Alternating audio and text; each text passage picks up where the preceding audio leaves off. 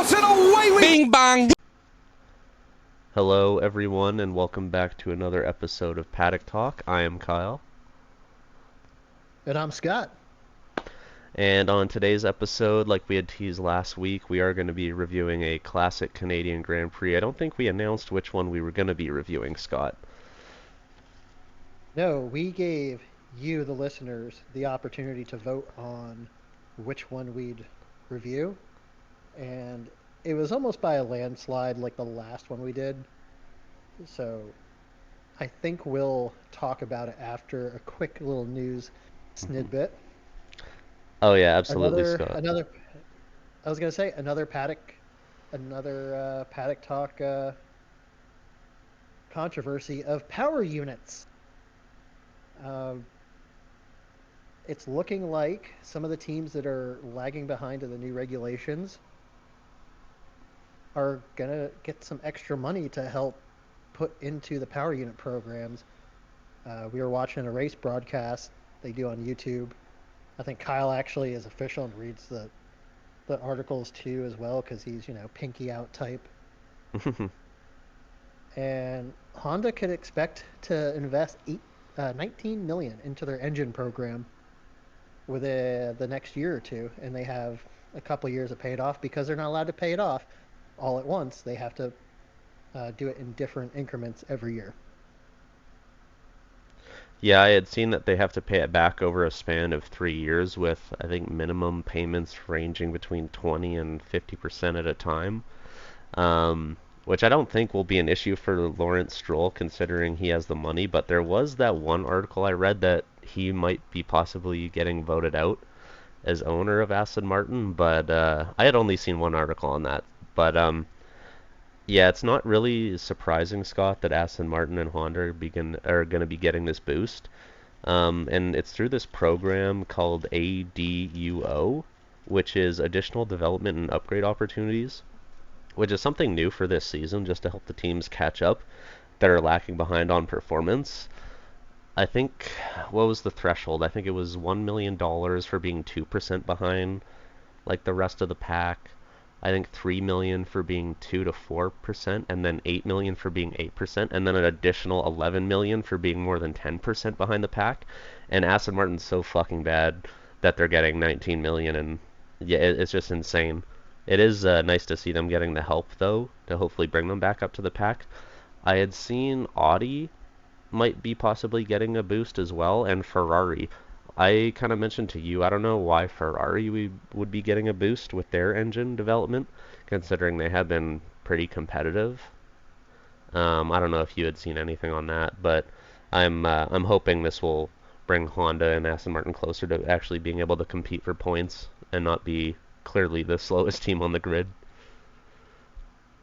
Just like to point out to all the listeners, Kyle was the first one to drop the F bomb on the podcast. Normally it's me that likes to lead it off and set the bar for profanity on this podcast. Kyle saw red. He was talking about Aston Martin being shitty and having to invest more money, and he's like, "Oh, but yeah, I don't see Ferrari.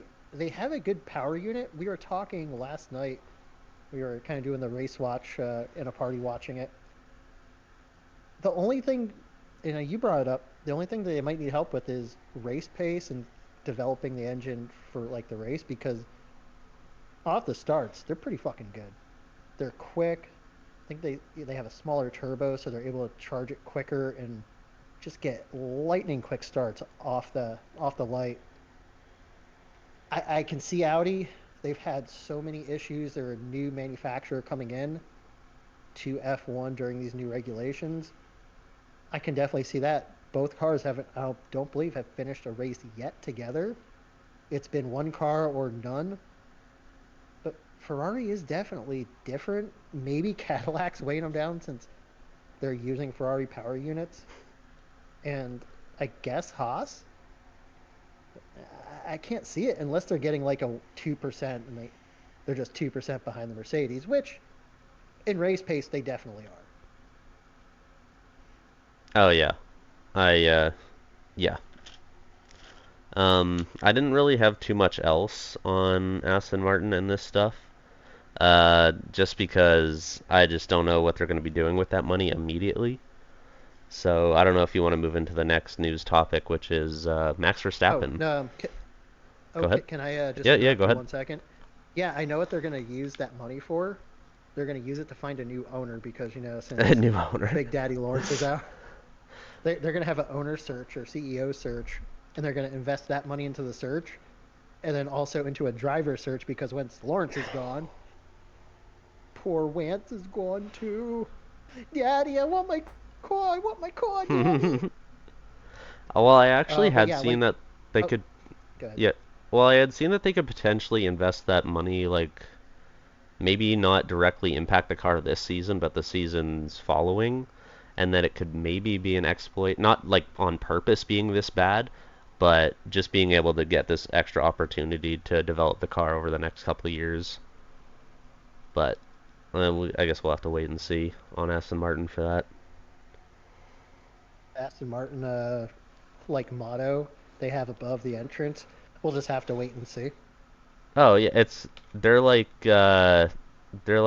communism. It's a 5-year plan every 2 years, a new 5-year plan every 2 years. It's Yeah, we crazy. got it going. Oh no, no, oh yeah, no, we're changing it up. It'll be another 5 years. Yeah, Oh, didn't you hear something happen? It's going to be another couple years. the Oh, 30-year, Aston 5-year Martin, plan. poor guys. Do you remember when they actually? Oh yeah, we covered that race when they actually won in a racing point with Checo Perez. Oh, how the mighty have fallen. Oh yeah, dude. Oh. Like you were saying, our next little news topic: Max Verstappen at the Nürburgring around the Nürburgring 24 hours, which it looks like qualifying should be done every time I look it up. It was on a sketchy site. I'm assuming it's correct because the endurance does a lot of different qualifyings. They have Q1, 2, and 3, but it lasts for 3.5 hours. Ooh. Apparently, the night session had rain, hail, and dense fog, but they were still turning laps. Max Verstappen qualifies third in his class. He's the one that set the lap in that Red Bull Mercedes car. And yeah, just his name value alone in Germany sold the race out. First time ever. Sold out. Yeah, Scott, I think it definitely has to do with the name value, just being able to see Max Verstappen race at the Nürburgring, considering that F1 doesn't really race there anymore. So I'll have to agree with you on that. That people are just getting out to see him race there. But I know Max has been talking about this throughout his career, and it's been moving up and like trying to prove himself at different racing championships. And there's been lots of rumors about him leaving F1. So seeing him become more and more competitive at the new different racing leagues that he's trying, it might be a little concerning for F1 fans if they enjoy watching Max in F1. But it's nice to see him competing extremely well in different leagues or different.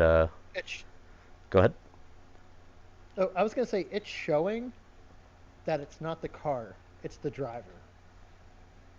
Because, well, we know it's a driver because all his teammates that he's gone through cannot compete with the level of Max Verstappen. Granted, Checo had some wins with Red Bull. Max is it. He's the guy. He is our generation's, dare I even say it, if John Perez is listening to this podcast, I say he's our generation's Ayrton Senna. Hmm. He can do it all, and he's proving it in other equipment. He in an endurance car, it's a different car, heavier, shorter wheelbase, and you're running the Nürburgring, the long course that's 28 kilometers long. The lap time was over 8 minutes, and he's competing against seasoned endurance racers. It boggles my mind. And yeah, Red Bull should be worried because if he says, "Hey guys, fuck off. I'm gonna go race somewhere else." He might go to the states and run NASCAR. I think it's beneath them, way beneath him. but he's got that talent where he can do it. And who's to stop him? He can be like, or he can just run endurance. He can do whatever he wants. And Red Bull really has to be cautious. You have this once in a lifetime generational talent on your payroll, and he's out doing something else and being extremely competitive and being extremely popular at it. Like fans are going to the Nürburgring to watch endurance racing. I mean, there is a niche market for that, but not to sell out a whole day. It just boggles my mind. And I mean, kudos to him. He puts the time in. He runs his sim. He's got a professional racing sim on his plane, so when he's traveling from track to track and event to event, he can practice racing. The guy is dedicated, detail oriented. Red Bull really needs to worry about this. Yeah, and I'll just add, as focused as ever right now, it seems, when it comes to anything not F1. Seems a little unfocused in F1, but yeah, endurance racing, just the extended length of time you have to race, Nürburgring extended lap, the amount of corners is just incredible. Like you were saying, it just proves how good of a driver Max is, being able to compete in all these different forms. So very exciting to see. Oh yeah, I hope the races this weekend. We're recording on a Thursday night, and it starts on Saturday. I was looking up. Granted, it's a sketchier site to watch. I think it's on Red Bull's YouTube channel. They're going to be streaming it live. So I don't know if like a broadcast, or they're just going to have a camera in the car. So it's definitely something worth checking out if you never watch endurance racing. The only time, honestly, I watch endurance racing is at 24 Hours Daytona, and the occasional 24 Hours Le Mans. Mm. But definitely, I'm excited. I might try to, if I can get some free time between work and playing hockey, I might try to actually watch a little German sports car racing. Yeah, I will as well, because, yeah, I've never actually watched any endurance racing. I think Le Mans was on one time, and I might have watched it during the middle day part of the race, but aside from that, F1's really the only thing I watch, so I might try and branch out and get into a little endurance racing. It only took Max Verstappen to get me into it, so I'll follow along suit with you, Ah, Scott. oh, you drive to survive, people. But no, see, but that's the Verstappen effect. He's taking an endurance race that we wouldn't normally watch, and I'm kind of interested. hmm I want to give it a chance. And like I said, I've it's not like I will sit in a for 24 hours and watch the 24 hours of Daytona. But if it's on, I will watch for like 30 minutes, an hour, like kind of in the background. It's a different type of racing for sure, but it's definitely worth. And again, that is the Verstappen factor. He's bringing new eyes to a sport. Hey, some of those new eyes could be fans for a while, so hmm it's a win-win for both of them. Oh yeah, totally. I think that's about all we had on news-wise though this week. It's been a little quiet this week. Um, just big news around the F1 world. So I guess we'll just get right into our review of the 2008 Canadian Grand Prix, Scott. Yes, sir. And by a landslide. It was mostly on YouTube. Social media Yeah. platforms were very very quiet. And come on, guys. I guess you guys don't like the classic reviews, but we need to see a little bit more effort on social media. The 2008 Canadian GP was the winner. Was a clear winner. What was it? 2008 and then 2011 was the next. That was those were the only two voted. 2011, 2008. Yeah, we So had a couple votes on YouTube. 2008 won, 2011 finished close behind, and then nothing really for 95 or '07.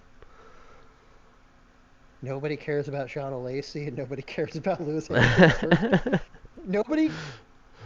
It's funny because three of the four races included a first ever win for an F1 driver, and nobody cared about Sean O'Lacey or seven-time champion Lewis Hamilton. It just boggles my mind. But hmm 2008 was my like I was hoping we would be able to cover that, and I'm glad it won. because I didn't want to spend almost 5 hours watching 2011. Yeah, is 2011 was actually the longest race in F1 history. Should have saved that for trivia, but I knew that was one you already knew. In 2007, I had actually watched before.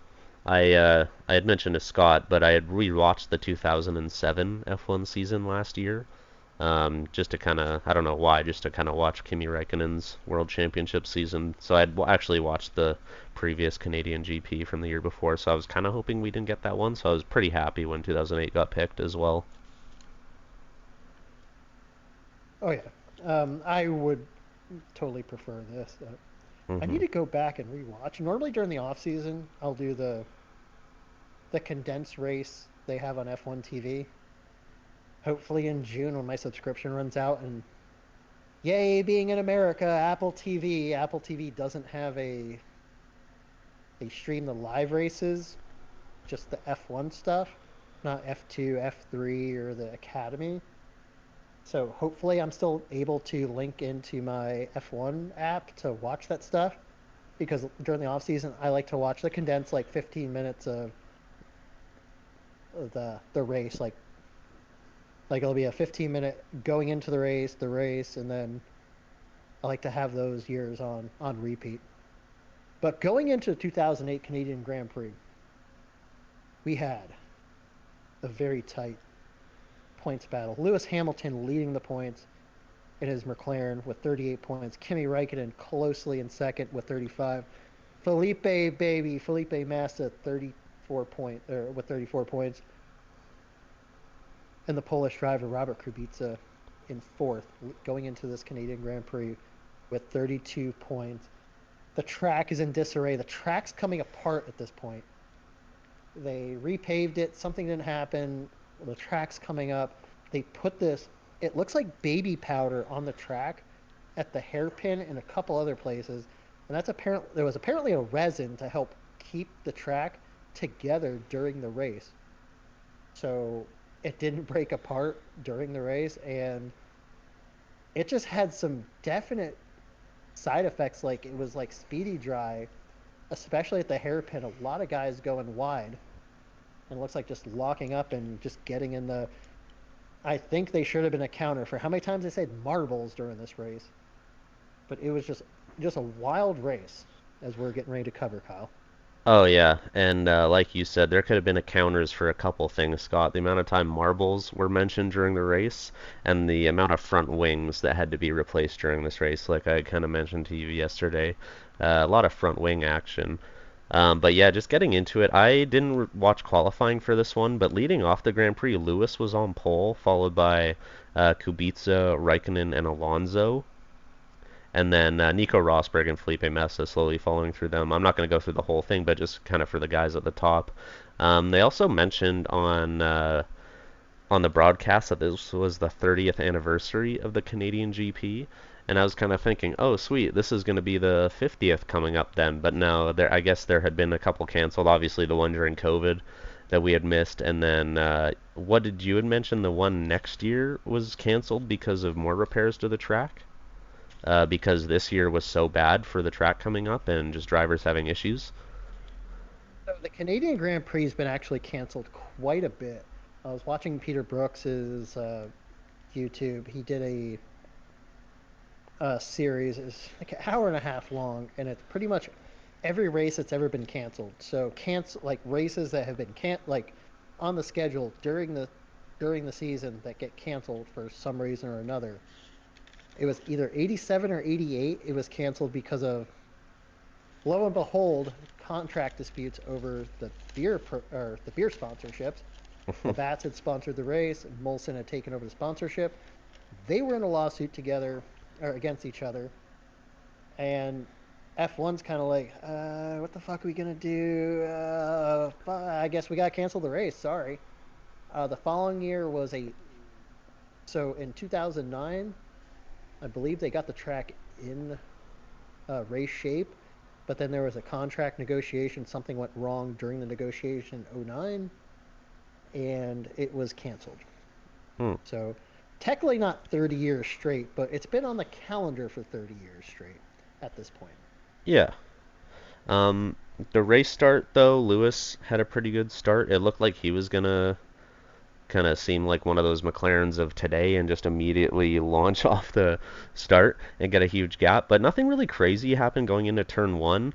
Nico Rosberg would overtake Fernando Alonso going into turn two to kind of reshuffle the pack there.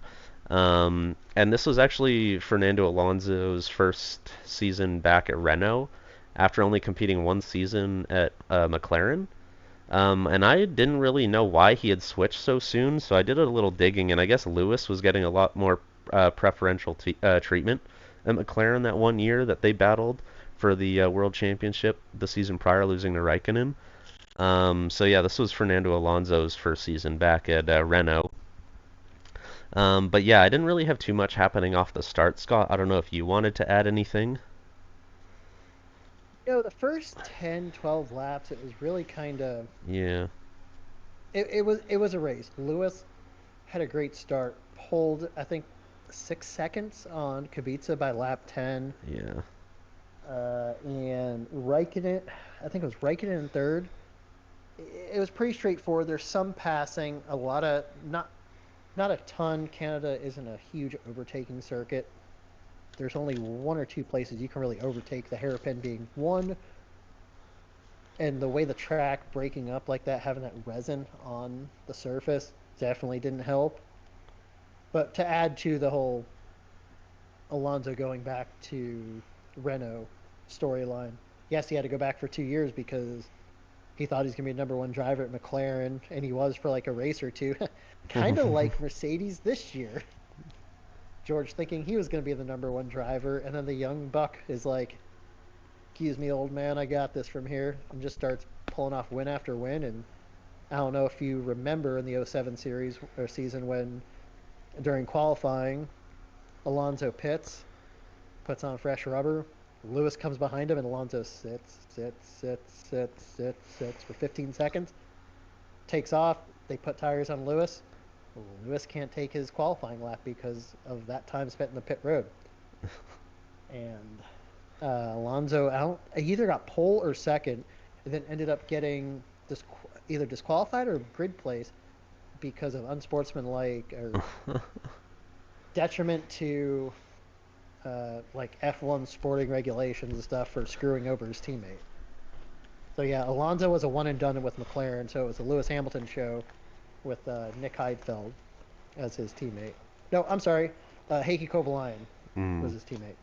I'm sorry, Oh, no, no but worries. yes, yeah, Um, the first 10 laps it was okay until lap 14. Kyle, tell us what happened. yeah, so lap 14, Adrian Sutil, if I'm pronouncing his name right, he'd tag the wall and he would end up parked on that straight stretch, I think coming out turn three or something like that, right? Or turn two? Um, I think it's four because it for was it. I'm trying to remember. Was it one, two? Was it after the chicane or was it before? I think it's after the chicane, so yeah, it must be after turn Oh, four. before. Before, yes. So yeah, he tags the wall. He's parked on track, gets out of the car immediately, and for F1 fans today, would think a safety car would be called immediately if we saw a car parked on track like that, because honestly, a quarter of his car was still on track on the other side of the racing line, but they even mentioned it on the broadcast. And you had kind of mentioned to me and on another episode, Scott, that like even back in these days, you would need a car like on the racing line for a safety car to be called. So they didn't end up calling a safety car until lap 18. So 3 or 4 laps later, and we finally get the safety car to remove Sutil's car from the track. And No, some they didn't even remove it from the track. no, did they leave it? So no. So the only reason why they threw a safety car is because the car was on fire because the Mm, front brakes caught fire, and the marshals had to go on the track to put it out. So that's the only reason why they called the safety car. It I took thought 3 laps for them to call a safety car. So the marshals put it out, and then they push it forward like onto the grass more, and they left it on the track. They left it still there. Like they never took it off track. It was still like on like the it was still in the track limits, like between the walls, but it was just like closer to the wall on the grass after they put the fire out. Maybe I just wasn't paying close enough attention to see it again, but that's just insane to me. That would never fly today in F1. Oh, But during there'd be many times where cars would just, they're outside the racing line. It's fine. It's fine. As long as you're not on fire, it's fine. But sorry, go ahead. No, no, like you said, at this point, Lewis had a 6 second gap on the rest of the field, so that would get shrunken by the safety car. Multiple cars would end up going into the pit at this time, though. Jensen Button pitted a little early, and they had mentioned on the broadcast as well that he might end up getting a penalty. I don't know if it ever ended up happening just for pitting before the pit window on the safety car. Um, but once that window did open, the top five would all pit, and I think Massa would end up coming into pit as well. The safety car was going by the pit at this time, so the red light in the pit lane was on. Kubica jumps Lewis in the pit, and I think him and I can't remember who it was. Him and Raikkonen go up to the pit lane exit at the same time. Both kind of stop. Lewis, I don't know if it was just because just it was a big rookie mistake. I don't know if he just wasn't paying attention to the green red light at the pit exit. But he smashes into the back of Kimi Räikkönen. They're both immediately out. Rosberg would end up hitting the back of Lewis during this as well. So Kubica would come out leading the race at this point, I believe. Or no, Heidfeld would. Yeah, so I think the top 9 or 10 pitted during the safety car. Both McLarens, because I'm trying to remember. I think both were no, both Ferraris didn't pit. Uh, Well, yeah, I knew it was the top 9 or 10, Räikkönen had and pit, then and they called Massa Massa in, but came into pit. yeah, they never ended up changing anything because there was a bit of a Yeah, so he queue. came. Yeah, because he came in but never pitted. That's a red light. So Raikkonen's on the left side, Kvyat's on the right. Lewis, again, second year in F1. The season prior, '07. Sorry to bring up, leading the F1 points championship, and just totally fucks up going into pit road and beaches his car, costing him massive points as he's leading the Grand Prix in China. In Brazil the following week, or following 2 weeks, that when Kimi won the championship. And another, like, again, rookie mistake, brain fart, however you want to, like, if you're looking in front, you see two cars parked. Wouldn't you slow down? No, no green light.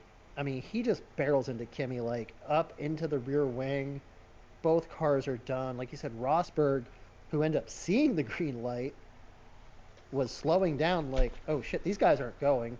Brakes again. Another front wing is broken, and Kubica just takes off. He's the first place car after all the cycling will be done during the pit stops, and that was pretty much what sealed the rest of the race going forward. Fuck up by Hamilton. hmm Oh yeah, absolutely. It definitely would because you had the two top drivers in the drivers' championship well, I wouldn't say knocking each other out. It was definitely all on Lewis at this point. But yeah, kind of like you said, after the round of pit stops and everything kind of settled, Kubica would end up leading the race. Well, Heidfeld was leading the race at one point. Kubica was behind him, and it seemed there was a little bit of, I don't know if we want to call it Patronus rules or papaya rules, kind of just copying papaya rules, but it seems like Heidfeld lets Kubica through. Um, which makes sense because Kubica was having the better race. I think he was leading BMW's driver at that time. And yeah, it kind of just made sense to let him through. Um, Faster Alonso, car for sure. go ahead. Now, I was gonna say he had the faster car because he has Heidfeld, Barrichello, and Nakajima, who that was your top three when they went back to green flag racing, like hmm lap 20 or 21. Yep. Um, yeah. It was pretty crazy. I didn't really like up until the pit stops, nothing it seemed like was really happening like you were saying earlier. Just a lot of like decent racing, mainly just a lot of mistakes from people, and it was kind of just them going offline a lot. Like we were kind of talking about, track wasn't in the best condition.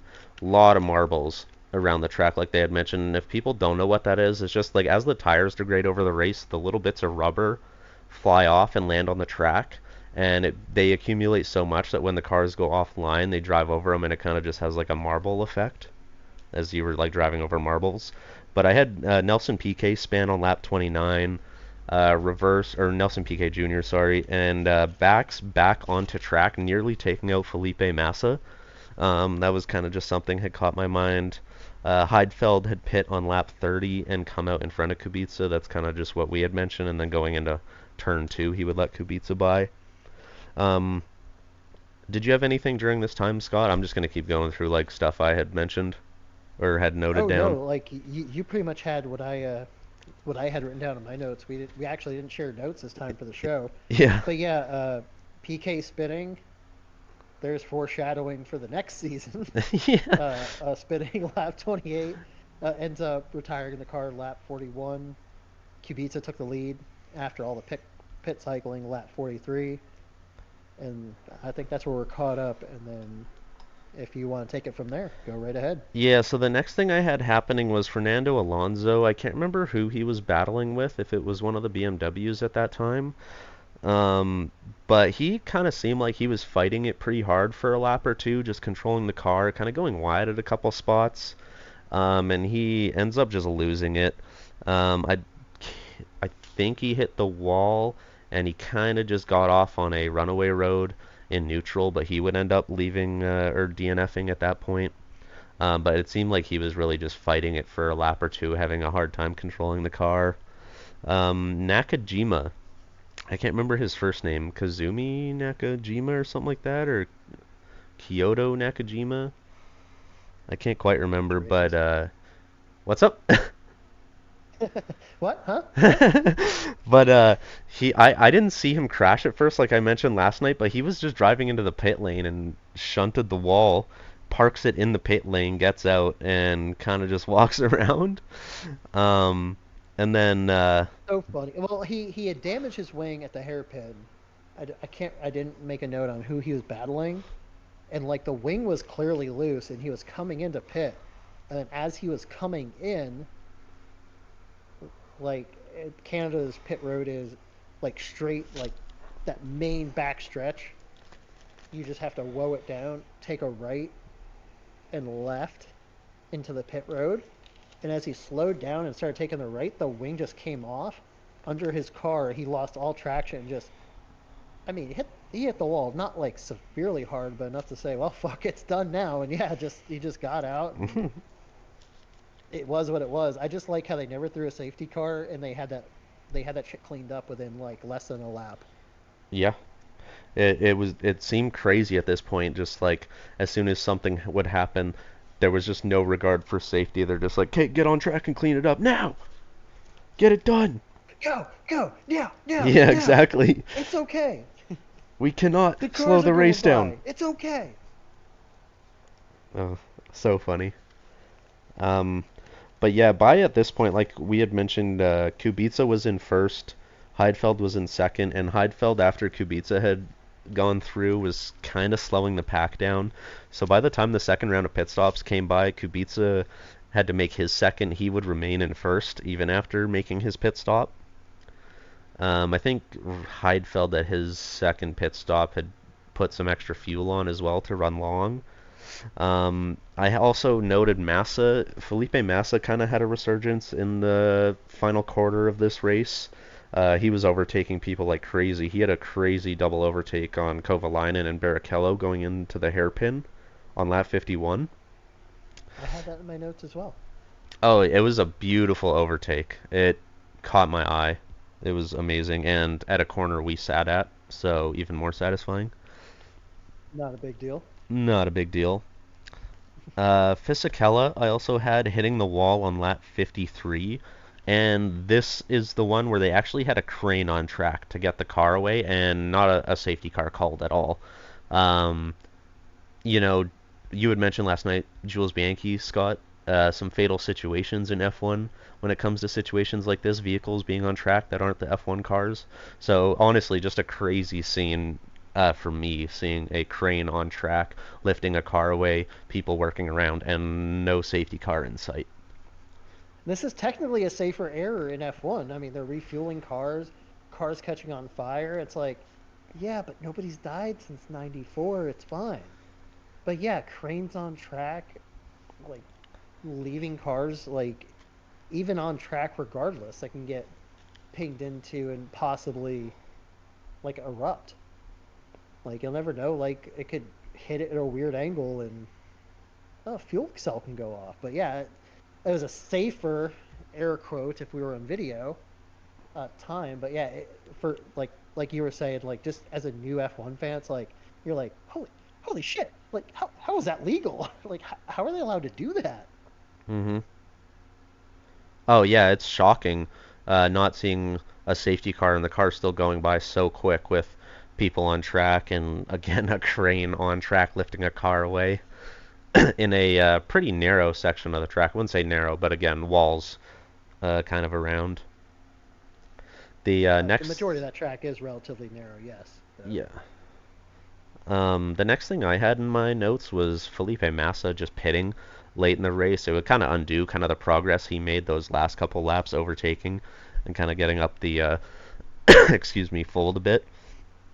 Um, and who knows if he had finished a little bit higher this race, how it would have helped him later on in the season, and he wouldn't be going through all those legal troubles right now. But by by one fucking point. 1 point.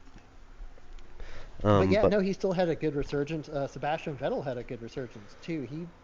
He was fighting for the last point because as well, some F1 fans of my generation, uh, you only got a point for eighth place. There was no 10th place point system, so it was first through eighth only got points. oh, really? Yep, they changed that in like 2010ish. Oh, okay. 2010 11. I want to say 2010 11ish. Because they had a bunch of teams join. I think the Virgin Mobile team, Hispania Racing. What was the other? It was Sauber Uh, coming back in Lotus. 2010 as well. Lotus. No, Sauber stayed. Sauber was never left. They just had the issues, so they just ran a Sauber. Yeah, the They owner had the had to buy money that team issues. again, right? So I was Yes, doing correct. a little bit of research earlier, because BMW would end up leaving at the end of 2009 or whatever, and Yep. the investor was a shell. The original investor they had was a shell company. So I think that guy who created Sauber would buy the team as long as they'd get on the grid for 2010 or something like that. So how many teams were on the grid for 2010? 13, I think I read in the article I was looking at earlier, kind of like you were possibly mentioning, just the expanded grid and the rule 12 change or for points. 13, yeah, because um, is it Spaniard Racing, Virgin, because the guy, he's been on Shark Tank. Was it Richard Brantley? A guy who owns Virgin Mobile, Virgin Airlines, stuff like that. He started the Virgin Racing team because he sponsored Braun the 1 year in '09. He started his own F1 team very briefly. Uh, was it Lotus that came back then? I think it was Lotus. Then Lotus came back. Renault reshelled to or rebranded to Lotus. I'm sorry, it was Lotus powered by Renault engines. So yeah, they ended up scooching the points back to 10th, first through 10th, and then just a few years later they were back to a 20 car grid. Mm-hmm. But yeah, that would pretty much bring us about to the end of the race. Kubica would end up finishing first, Heidfeld second. So this was Robert Kubica's first win in F1, and then B&W's first win as a all-works team in F1, and their only win in F1 as an all-works team. But Yeah, Kubica would correct. go Uh, ahead. oh, I was just agreeing with you. Oh yeah, Kubica would win from second. Heidfeld would finish second from eighth, and then it seemed like DC and was having a very quiet race, and then all of a sudden just finished on the podium, kind of like George Russell was the last 2 years, where you just wouldn't hear about George all race, and then all of a sudden he'd be just there on the third step of the podium. So yeah, DC getting there on the podium, which was a little shocking. Grand, Can go ahead. yeah, this was 2008. Red Bull wasn't the powerhouse that was just a year later.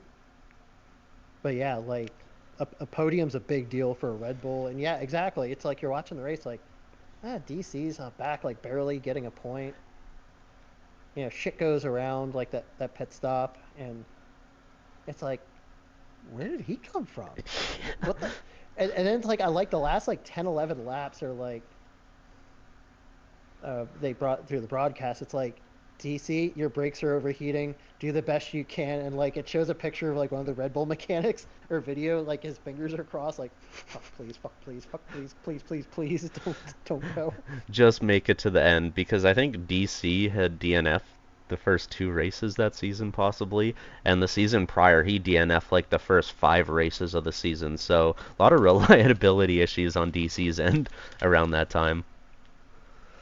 Oh yeah, but it was a great race overall.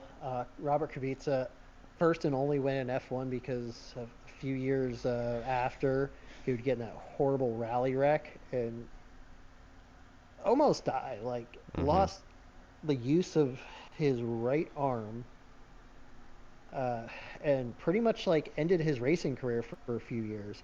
He'd get back into rally, and then he would get to be a Williams test driver and actually get to be a full time driver once again for a year, and then back being a reserve driver. It's just a great story of perseverance. Look back again, 2007, he almost dies at Canada. That massive wreck he has where the car comes apart. You see his feet hanging out of the car. You can see his driving boots hanging outside the busted nose of that car. And he ends up being sidelined for a few races till he gets back healthy and wins the following year at the track that he had that horrendous wreck at. It's a storybook ending tale for that for Canada 2008. I wish he would have. He's like one of those what if drivers. Like, man, Hmm. if he didn't get hurt and he was still running F1, man, what could he have been if he got into a Ferrari, or what he could possibly be Or another points contender. yeah, or because yeah, he was only 24 at this point, and seeing where BMW was going, who knows? He could have been, the top guy at Mercedes for the years to come. Honestly, not taking Lewis's spot, but he could have been in the mix at that point, like you were saying, for one of those top teams in F1 fighting for world 100%. championships. There was rumors he might go to Ferrari. What was his wreck? 11, like 2012 ish, when they were getting rid of Felipe. When did Felipe leave? There was rumors he might take over the second seat. Him in a Ferrari? Like, are you fucking kidding me? Hmm. Would he be battling for the number one driver? No, I'm sure Alonso had that in his contract. I'm number one. You're number two. Just like Jean Todt told Rubens Barrichello during the Michael Schumacher days. He's number one. You're number two. Oh God. But he still would have been competitive. He still would have finished top three in the points for sure. But he's like one of those what ifs, and it's just so Hmm. amazing to see him run a race. The 1 year BMW actually developed a car because they developed that car so good. They did absolutely shit, and the economy tanked, and they were out of F1 quicker than they were out of F1 quicker than Honda when they enter F1. Yeah. Oh, not even 5 races into the season, and it seems like Honda should dip again. I wouldn't be surprised if they didn't sign probably a massive contract with Aston Martin. They're probably Yeah. like, I'm not going to do the voice. I am not going to do the voice. I don't want to be flagged as racist content. Hmm. Makes them look even worse too. The success Toyota's having with Haas Yeah, right would now. we get sued if we just left? Yes. Uh, yeah. Let's just not leave. Nerve damage to the drivers. We got this, and that's why I like reviewing these classic Grand Prix. Uh, just going back to the history of F1, with Kyle being a newer F1 fan, the Drive to Survive era, like just listening to him talk about these races, like last night, just man, they just leave cars on the track like that. Yeah, Hmm. yeah, that's what they do. So hopefully we get to cover more of these classic Grand Prix. I know I enjoy it. I'm sure Kyle does too. Hmm. Do you have anything else to add, Kyle? No, you pretty much hit it all, Scott. Like you said, it is just really exciting watching these older Grand Prix. For myself, my jaw actually dropped when that incident in the pit lane happened with Lewis and Kimi. So yeah, just honestly, really exciting doing these classic race reviews. Yeah, oh yeah. Well, I guess I'll do it for the show. Next week we'll be reviewing. What is it? Yeah, we'll Previewing review in the Canadian Grand Prix for this Canada. year. Yeah. Uh, sorry, I got my days mixed up. But yeah, we'll be Hmm. reviewing the Canadian Grand Prix of 2026. Getting ready for that. I really appreciate everybody listening. All the interactions on YouTube polls, Facebook, Instagram. I'd like to keep doing these classic reviews as long as we can, especially during these lull points. I'd like to thank everybody for listening. Please like and subscribe on YouTube. Like and download or follow and download on Spotify, Apple Pod. Just really appreciate you guys taking the time to listen to our podcast. As always, I've been Scott. I've been Kyle. We'll catch you next week to review or to get ready for the 2026 Canadian Grand Prix. Thank you guys. Have a wonderful weekend. Hey everyone, thanks for listening to Paddock Talk. Don't forget to like and share the episode and check out Paddock Talk on Spotify, Apple Podcasts, YouTube, Facebook, Instagram, Twitter, and Discord.